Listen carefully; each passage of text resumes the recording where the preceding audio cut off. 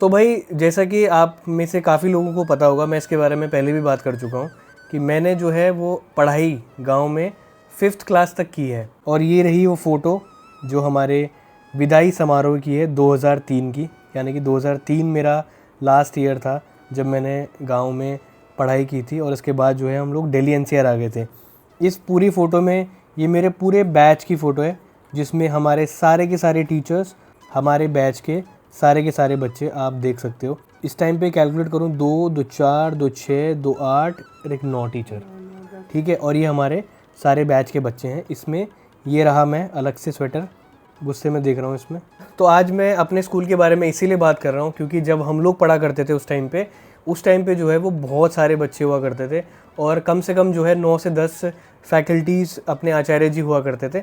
और आज का टाइम अगर मैं देखूं तो आज टोटल हमारे गांव में जो बच्चे पढ़ रहे हैं वो 20 या 25 के आसपास बच्चे पढ़ रहे हैं और 20 से 25 बच्चों में सिर्फ 2 टीचर हैं। तो बात ये है, हमारा जो स्कूल है शिशु मंदिर वो होने वाला है बंद कुछ टाइम में। हम सभी जितने भी कठोली वासी, ग्रामवासी हैं, हम अपने स्कूल को जो हमारा स्कूल है उसको रिवाइव करने की कोशिश कर रहे हैं क्योंकि एक नोटिफिकेशन हमारे स्कूल को लेके आया है कि कुछ लाइसेंस का कुछ इशू है स्कूल में, तो उसकी वजह से जो है वो स्कूल बंद करने के लिए कहा गया है।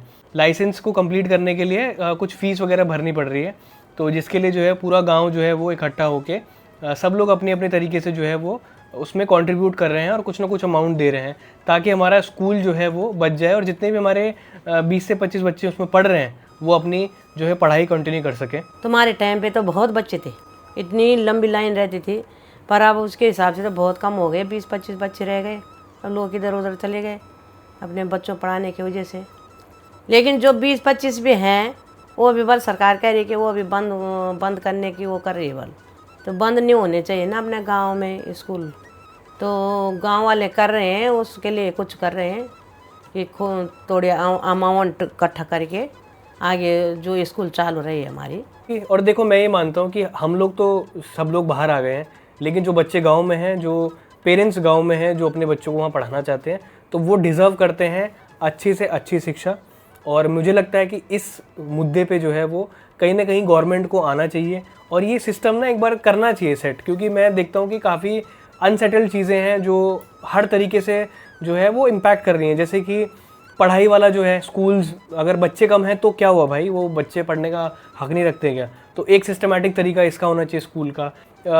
हॉस्पिटल्स और ये सब चीज़ें तो यार मतलब है ही, मतलब इसको तो देखना ही चाहिए सरकार को, ये तो बहुत ज़्यादा नेसेसरी चीज़ है ही। तो उसके अलावा बहुत सारी चीज़ें जो कि एक स्ट्रक्चर तरीके से अगर की जाए तो जो गांव में जो लोग रह रहे हैं उनको ज़्यादा परेशानी नहीं होगी, उन बच्चे जो हैं उनका फ्यूचर थोड़ा सिक्योर होगा, है ना। जो शिक्षा लोग श्रीनगर में पढ़ने के लिए जाते हैं या पौड़ियाँ पढ़ने के लिए जाते हैं वो गांव में क्यों नहीं मिल सकती? टीचर गांव में क्यों नहीं हो सकते, है ना। तो हमारा भी एक टाइम था जब इतनी सारी भीड़ थी, लेकिन आज चलो ठीक है, लोग कम हैं, बच्चे भी 20 से 25 के आसपास है, पर उसमें उन बच्चों का क्या गलती है ना।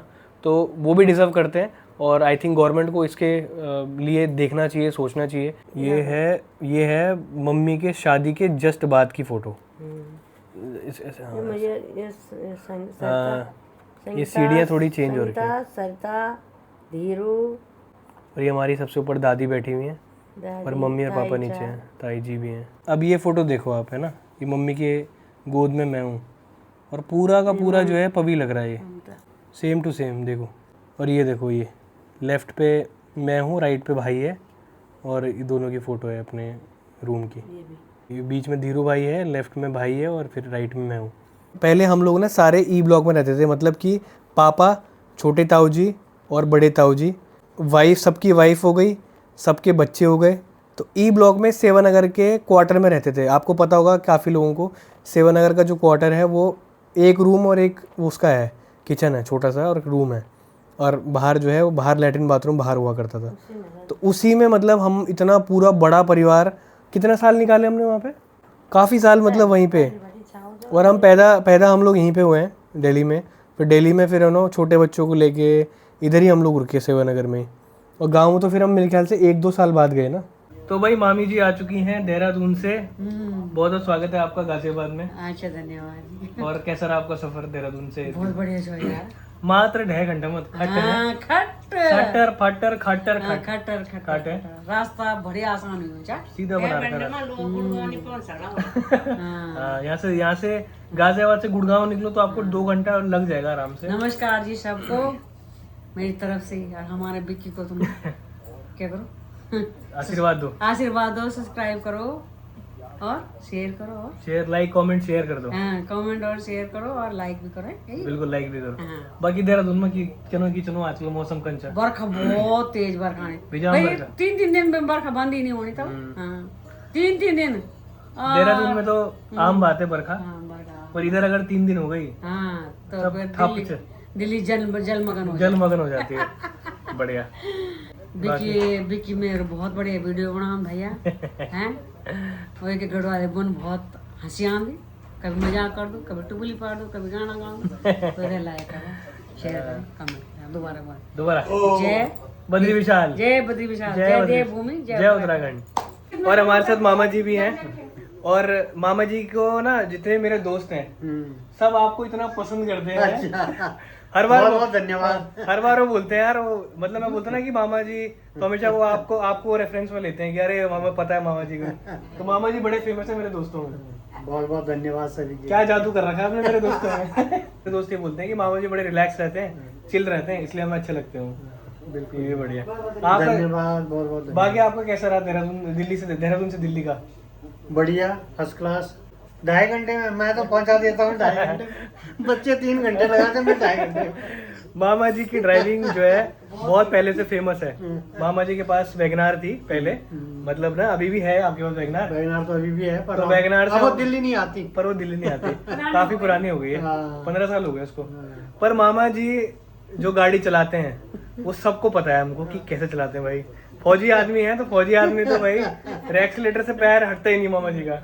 ये मम्मी को ही पता है, एक बार याद है हम गए थे साथ में, गाँव से भी आए जब अभी। मतलब वो हर किसी का अपना अपना स्टाइल होता है, मामा जी का एक स्टाइल है। ऐसा है ना, गाड़ी पे अपना कंट्रोल होना चाहिए। बिल्कुल, सब नहीं चला सकते भाई। करेक्ट बिल्कुल सही है। कंट्रोल में हो तो सब बढ़िया है, जिसके पास कंट्रोल है वही है, सही बात। पर मामा जी की ड्राइविंग सब वो हो जाते हैं, जब गाड़ी में बैठते हैं ना सब चुपचाप बैठते हैं, बैठे रहो चलाते हैं। बाय, जल्दी मिलेंगे आप लोगों को।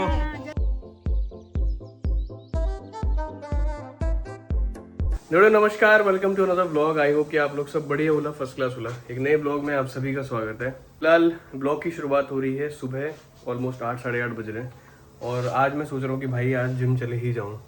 काफ़ी टाइम से सोच रहा हूँ कि भाई जिम जाना शुरू करना है, लेकिन फिलहाल अभी कुछ टाइम मेरे पास पड़ा हुआ है। प्राची और पवी अभी कोटा में है, तो मीनवाइल जो है मैं अपना टाइम थोड़ा बहुत जिम में दे सकता हूँ। तो मैंने सोचा कि भाई आज चलते हैं, स्टार्ट कर ही लेते हैं। आजकल बारिश नहीं हो रही है, धूप होना शुरू हो गया।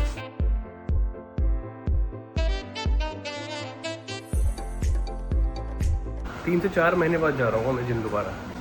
ये रहा भाई अपना जिम एक्स फैक्टर। चलो भाई बढ़िया से जिम कर लिया मस्त तरीके से, तो बहुत लाइट जिम करी है, बिल्कुल बेसिक।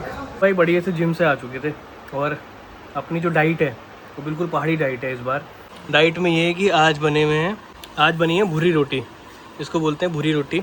आप सबको पता ही होगा हम पहाड़ी लोग इस चीज़ को कितना खाते हैं।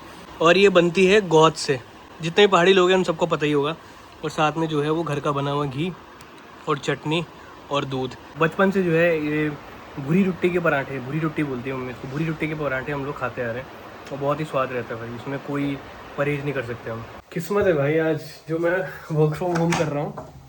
वर्क फ्रॉम होम इसीलिए क्योंकि भाई मैं कह रहा था 2 दिन से बारिश नहीं हो रही।